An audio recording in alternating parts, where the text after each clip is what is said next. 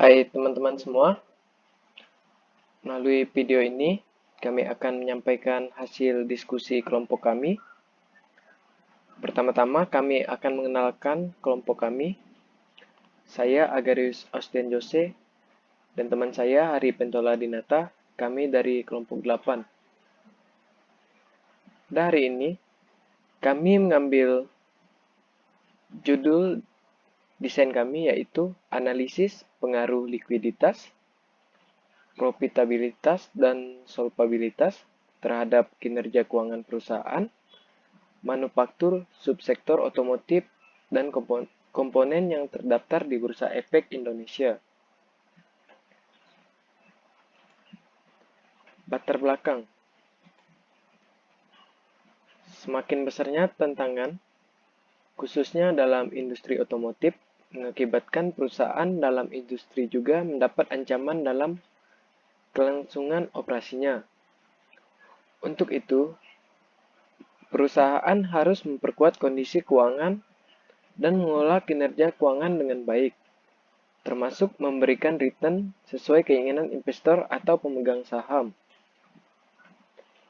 Kinerja keuangan dipengaruhi oleh banyak faktor. Kondisi makroekonomi sebagai faktor internal dapat mempengaruhi kinerja dan nilai perusahaan. Faktor eksternal diantaranya adalah situasi politik, pertumbuhan, GDP, Gross Domestic Product, laju inflasi, tingkat suku bunga yang tinggi, dan fluktuasi nilai tukar mata uang. Faktor-faktor eksternal tersebut mempengaruhi permintaan dan penawaran masyarakat, yang akhirnya menyebabkan perusahaan mengalami kesulitan keuangan, yang dapat menurunkan kinerja keuangannya. Pertumbuhan prospek masa depan serta potensi perkembangan yang baik dalam perusahaan dapat dilihat melalui kinerja keuangan yang dimiliki oleh suatu perusahaan. Di masa depan, pasti akan diperlukan informasi kinerja keuangan yang telah dijalani pada masa sekarang atau terdahulu. Untuk meninjau ulang perbaikan apa yang diperlukan dalam memajukan sumber daya ekonomi sebuah perusahaan, analisis rasio merupakan sebuah cara mengetahui suatu kondisi keuangan dalam keadaan baik atau dalam keadaan buruk. Analisa rasio keuangan digunakan untuk mengetahui kesehatan kinerja keuangan sebuah perusahaan. Berdasarkan uraian latar belakang, penelitian yang dikemukakan, maka penulis tertarik untuk melakukan penelitian dengan judul Analisis Pengaruh Likuiditas, Profitabilitas, dan Solvabilitas terhadap Kinerja Keuangan, Perusahaan Manufaktur, Subsektor Otomotif, dan Komponen yang terdaftar di Bursa Efek Indonesia. Permasalahan. Yang pertama, apakah terdapat pengaruh likuiditas terhadap kinerja keuangan perusahaan, manufaktur, subsektor otomotif, dan komponen yang terdaftar di Bursa Efek Indonesia? Yang kedua, apakah terdapat pengaruh profitabilitas terhadap kinerja keuangan perusahaan, manufaktur, subsektor otomotif, dan komponen yang terdaftar di Bursa Efek Indonesia? Ketiga, apakah terdapat pengaruh solvabilitas terhadap kualitas laba perusahaan, manufaktur, subsektor otomotif, dan komponen yang terdaftar di Bursa Efek Indonesia? Selanjutnya, pembatasan masalah. Untuk menghindari pelebaran masalah dalam penulisan skripsi agar sesuai dengan judul yang penulis sajikan, maka penulis mengukur nilai likuiditas menggunakan current ratio, profitabilitas diukur dengan menggunakan net profit margin, dan solvabilitas diukur dengan menggunakan total debt to equity ratio. Untuk data perusahaan, untuk kepentingan analisis ini adalah laporan keuangan auditan, laporan tahunan atau annual report, dan kinerja keuangan perusahaan manufaktur, subsektor otomotif, dan komponen yang terdaftar di Bursa Efek Indonesia dari tahun 2014 sampai dengan tahun 2018. Selanjutnya, tujuan penelitian. Yang pertama, untuk mengetahui pengaruh likuiditas terhadap kinerja keuangan perusahaan, manufaktur, subsektor otomotif, dan komponen yang terdaftar di Bursa Efek Indonesia. Untuk yang kedua, untuk mengetahui pengaruh profitabilitas terhadap kinerja keuangan perusahaan manufaktur, subsektor otomotif, dan komponen yang terdaftar di Bursa Efek Indonesia. Ketiga, untuk mengetahui pengaruh solvabilitas terhadap kinerja keuangan perusahaan manufaktur, subsektor otomotif, dan komponen yang terdaftar di Bursa Efek Indonesia. Selanjutnya, manfaat penelitian. Yang pertama, bagi penulis.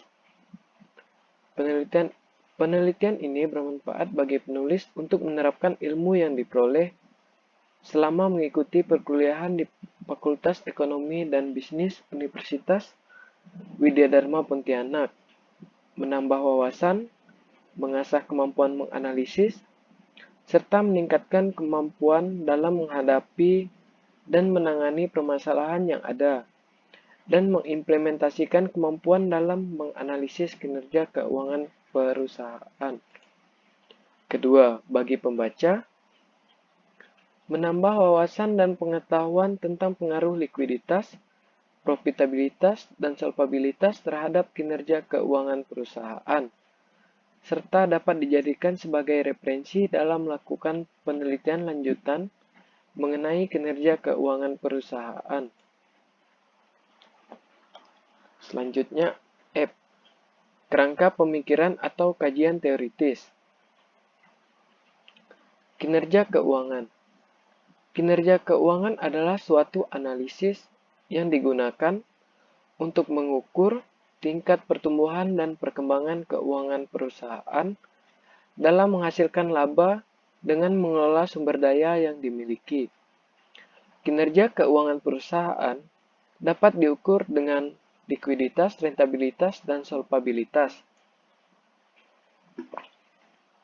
Menurut Fahmi, tahun 2017 halaman 2, kinerja keuangan adalah suatu analisis yang dilakukan untuk melihat sejauh mana suatu perusahaan telah melaksanakan dengan menggunakan aturan-aturan pelaksanaan keuangan secara baik dan benar.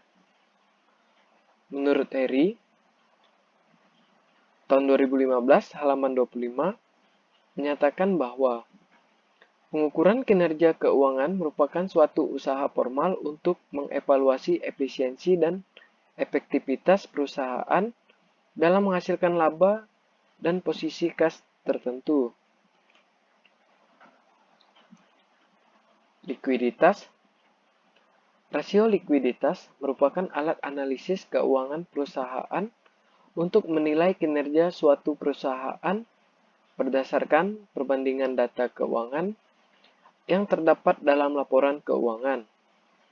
Dengan demikian, likuiditas juga dapat disimpulkan kemampuan suatu perusahaan untuk memenuhi kewajiban atau utang yang segera harus dibayar dengan harta lancarnya.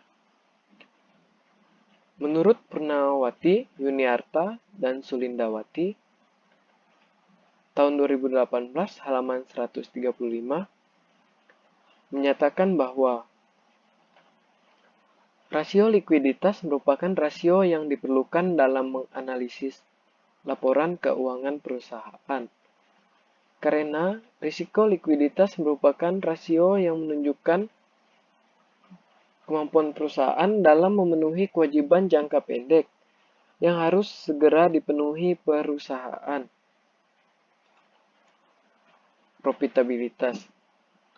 Profitabilitas adalah kemampuan suatu perusahaan dalam menghasilkan laba selama periode tertentu pada tingkat penjualan, aset, dan modal saham tertentu.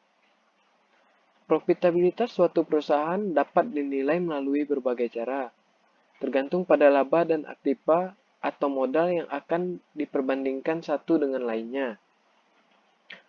Menurut Harmono, tahun 2011, halaman 110, menyatakan bahwa konsep profitabilitas dalam teori keuangan sering digunakan sebagai indikator kinerja fundamental perusahaan, mewakili kinerja manajemen.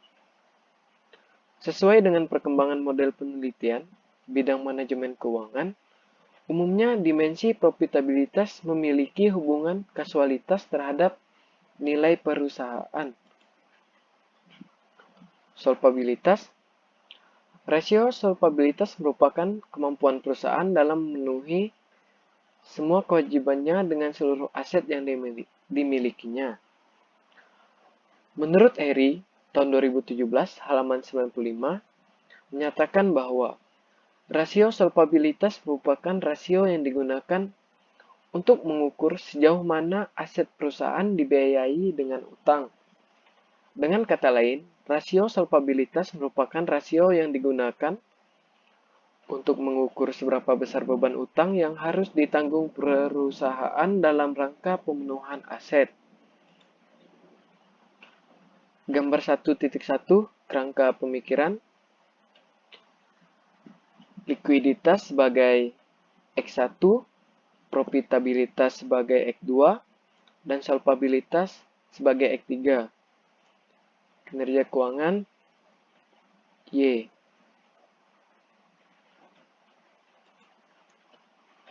G. Hipotesis. Berdasarkan uraian keterkaitan likuiditas, profitabilitas, dan solvabilitas terhadap kinerja keuangan perusahaan, manufaktur subsektor otomotif dan komponen yang terdaftar di Bursa Efek Indonesia, maka dapat dirumuskan hipotesis penelitian ini adalah sebagai berikut. H1. Likuiditas berpengaruh terhadap kinerja keuangan perusahaan. H2. Profitabilitas berpengaruh terhadap kinerja keuangan perusahaan. H3. Solvabilitas berpengaruh terhadap kinerja keuangan perusahaan.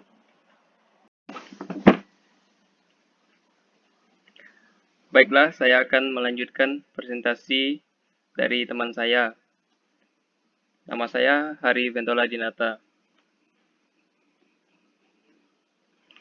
H. Metode penelitian. Yang pertama, bentuk penelitian. Bentuk penelitian dalam penelitian ini adalah menggunakan bentuk penelitian asosiatif. Yang kedua, definisi operasional, variabel, dan pengukuran. Menurut Sugiono 2017 pada halaman 39, variabel penelitian adalah suatu atribut atau sifat atau nilai dari orang, objek, atau kegiatan yang mempunyai variasi tertentu yang ditetapkan oleh peneliti untuk dipelajari dan kemudian ditarik kesimpulannya. Variabel dependen atau variabel yang dipengaruhi dalam penelitian ini adalah kinerja keuangan perusahaan. Sedangkan variabel independen merupakan variabel yang mempengaruhi atau menjadi sebab perubahan atau timbulnya variabel dependen terdiri dari likuiditas, rentabilitas, dan solvabilitas. 3. Metode pengumpulan, pengolahan, dan penyajian data. Metode pengumpulan data yang digunakan dalam penelitian ini adalah menggunakan metode kuantitatif. Selanjutnya adalah populasi dan sampel. Yang pertama, populasi. Sugiono 2017 pada halaman 80 menyatakan bahwa populasi adalah wilayah generalisasi yang terdiri atas objek atau subjek yang mempunyai kualitas dan karakteristik tertentu yang akan ditetapkan oleh peneliti untuk dipelajari dan kemudian ditarik kesimpulannya. Populasi dalam penelitian ini adalah perusahaan manufaktur, subsektor otomotif dan komponen yang terdaftar di Bursa Efek Indonesia pada periode tahun 2014 sampai dengan tahun 2018.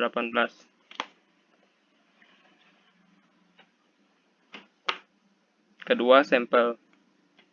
Sugiono 2017 pada halaman 81 menyatakan bahwa sampel adalah bagian dari jumlah dan karakteristik yang dimiliki oleh populasi tersebut. Bila populasi besar dan penelitian tidak mungkin mempelajari semua yang ada pada populasi, misalnya karena keterbatasan waktu, maka peneliti dapat menggunakan sampel yang diambil dari populasi tersebut.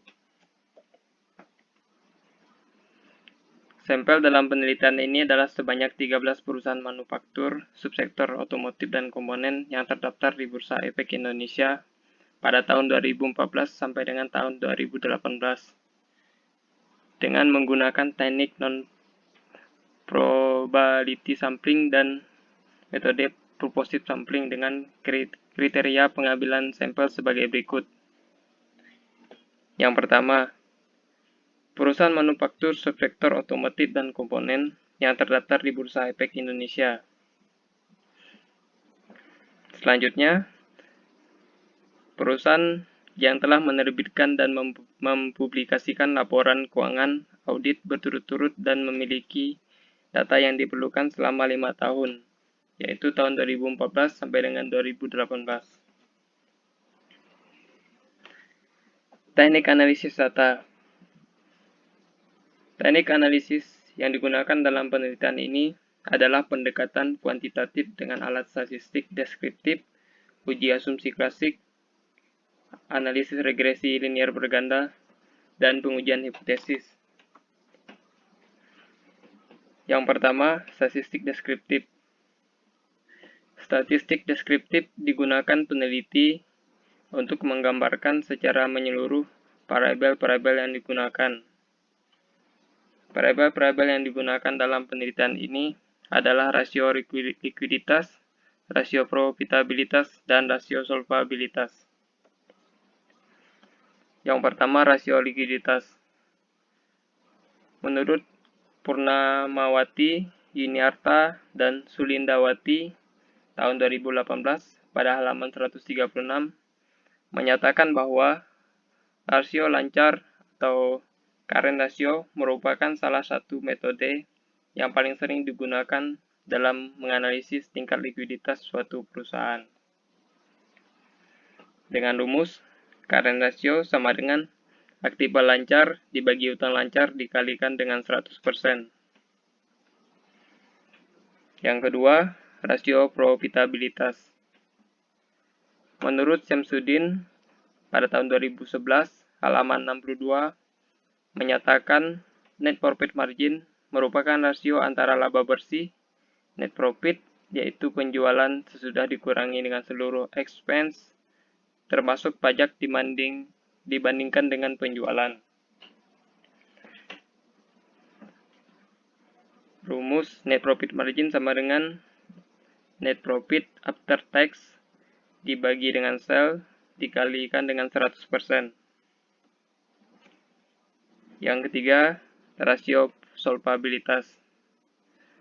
Menurut Martono dan Harjito, tahun 2017 pada halaman 58, menyatakan bahwa rasio total utang dengan modal sendiri merupakan perbandingan total hutang yang dimiliki perusahaan dengan modal sendiri, ekuitas, dengan rumus DTR sama dengan total utang dibagi dengan modal sendiri. Uji asumsi klasik. Yang pertama adalah uji normalitas. Tujuan dilakukannya uji asumsi normalitas adalah untuk menguji apakah dalam sebuah model regresi, variabel bebas dan variabel terikat mempunyai distribusi normal atau tidak. Yang kedua, uji multikolinearitas. Uji multikolinearitas bertujuan untuk menguji apakah model regresi ditemukan adanya kolerasi antara variabel bebas atau variabel independen. 3. Uji heteroskedasitas. Uji heteroskedasitas bertujuan untuk menguji apakah dalam model regresi terjadi ketidaksamaan varians dari residual atau pengamatan ke pengamatan lainnya. Yang keempat, uji kolerasi. Menurut Yuniarto dan Kurniawan, tahun 2016 pada halaman 123 menyatakan bahwa korelasi merupakan teknik statistik yang digunakan untuk menguji ada tidaknya hubungan atau dua variabel atau lebih. Korelasi juga dapat digunakan untuk melihat bagaimana arah hubungan kedua variabel tersebut, apakah secara positif berbanding lurus ataupun secara negatif berbanding terbalik. Analisis regresi linear berganda adalah regresi di mana variabel terikat Y dihubungkan dengan lebih dari satu variabel bebas X. Variabel bebas pada penelitian ini adalah likuiditas, diukur dengan current ratio, profitabilitas, diukur dengan net profit margin, dan solvabilitas, diukur dengan debt to equity ratio. Sedangkan variabel terikatnya adalah kinerja keuangan perusahaan. Menurut Siono, tahun 2017 pada halaman 99 menyatakan bahwa bentuk umum regresi linear ganda dengan K1 variabel independen adalah dengan persamaan sebagai berikut. Y sama dengan alpha ditambah B1X1 ditambah B2X2 ditambah B3X3 ditambah E. Dengan keterangan Y sama dengan kinerja keuangan, alpha sama dengan konstanta, B1, B2, dan B3 sama dengan koefisien regresi masing-masing proksi. X1 sama dengan likuiditas, X2 sama dengan profitabilitas, X3 sama dengan solvabilitas, dan yang terakhir E sama dengan error. Pengujian hipotesis. Yang pertama, uji pengaruh simultan atau uji F. Menurut Priyatno tahun 2013 pada halaman 48 menyatakan bahwa uji F atau uji koefisien regresi secara serentak yaitu mengetahui pengaruh variabel independen secara serentak terhadap variabel dependen. Apakah pengaruhnya signifikan atau tidak? Yang kedua, uji parsial atau uji T. Uji statistik T ini digunakan untuk mengetahui kebenaran pernyataan atau dengan yang dihipotesiskan oleh peneliti. Uji ini juga digunakan untuk menunjukkan seberapa jauh pengaruh suatu variabel independen secara individual dalam menerangkan operasi variabel dependen. Dan yang terakhir adalah koefisien determinasi R². Analisis koefisien determinasi atau KD digunakan untuk memprediksi dan melihat seberapa besar kontribusi pengaruh yang diberikan oleh variabel X secara simultan atau bersama-sama terhadap variabel Y.